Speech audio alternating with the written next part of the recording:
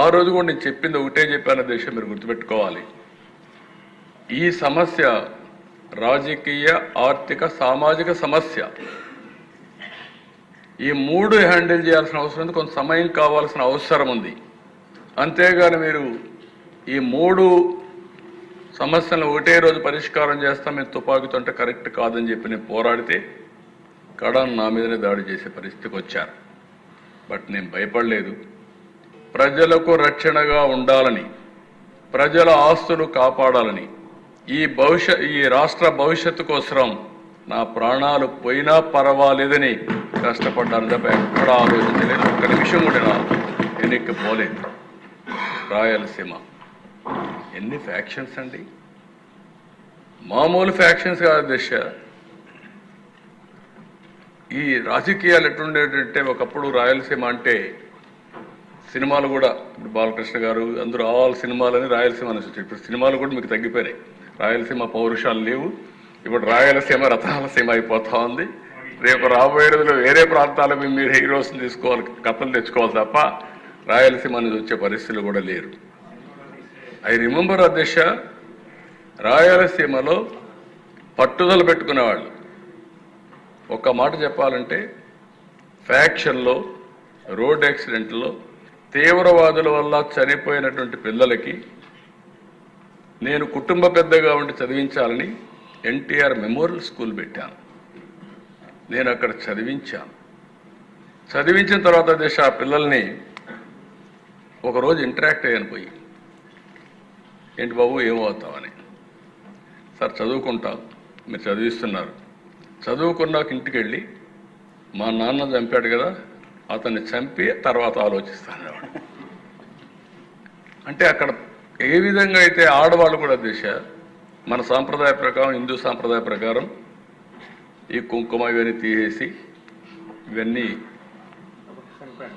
ఒక పద్ధతి ప్రకారం మన సంస్కారాలు అవన్నీ లెగసీగా వచ్చే సమస్యలను ఇది చేస్తాం. కానీ అప్పట్లో కొంతమంది లేడీస్ అయితే ప్రతిమ చేయించుకునేవాడు పిల్లల దగ్గర నుంచి. నువ్వు పెరిగి పెద్ద అయిన తర్వాత మీ నాన్నను చంపిన వాడిని చంపిన తర్వాత ఆయన ఆత్మ శాంతి కలుగుతుంది, అప్పుడే నేను ఈ కుంకుమ పసుపు అని తీసేస్తానని చెప్పాడు.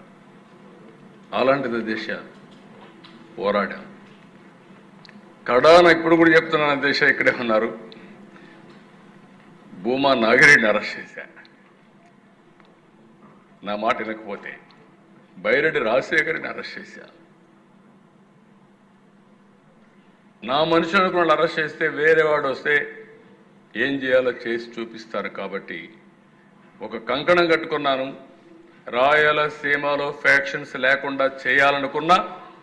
ఈరోజు రాయలసీమలో ఫ్యాక్షన్ లేవంటే అది ఆ రోజు తెలుగుదేశం పార్టీ చేసిన విధానం అధ్యక్ష.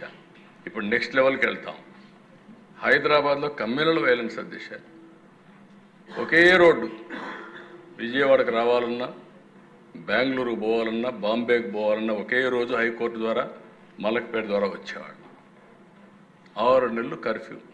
ఎన్టీఆర్తో ప్రారంభమైంది కంట్రోలింగ్. దానిపైన కూడా నేను కంట్రోల్ చేశాను. కొంతమంది బాధపడ్డారు. నాకు అప్పుడు ఇప్పుడు కూడా జ్ఞాపకం ఉంటుంది, కొంతమంది మనుషులు మర్చిపోలేము. గబ్బర్ సింగ్ అని ఒక అతను ఉండేవాడు, కేఎస్ఎన్ మూర్తి. 6 అడుగులు ఉండేవాడు, 130, 150 కేజీలు ఉండేవాడు.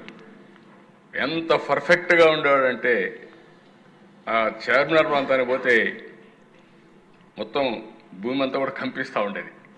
ఆ విధంగా ప్రవర్తించేవాడు. మొత్తం కంట్రోల్ చేసాం దశ. ఇప్పుడు అందుకే దశ మీ ఆవేశాలకు అర్థం ఉంది. పరిటాల రవీంద్ర ఆ రోజుట్లో ఆఫీసులో చంపేశారు. ఇవన్నీ కొన్ని చాలా జరిగాయి. అయితే నేను ఒకటే మీ అందరిని కోరేది,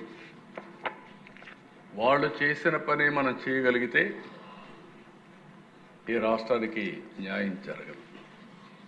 కానీ ఒక్క విషయం గుర్తుపెట్టుకోవాలి, మీరు తప్పు చేసి నేను తప్పించుకుంటానంటే మాత్రం ఈ ప్రభుత్వంలో ఎట్టి పరిస్థితుల్లో కుదరదు. తప్పు చేసిన వాణ్ణి చట్ట ప్రకారం ఎట్టి పరిస్థితుల్లో పనిష్ చేసే బాధ్యత నేను తీసుకుంటానని చెప్పి కూడా నేను మీకు తెలియజేస్తున్నా, హామీ ఇస్తున్నా. No second thought. కొత్త కొత్త సమస్యలు కూడా వచ్చాయి. జస్ట్ నేను బ్రీఫ్గా ఒక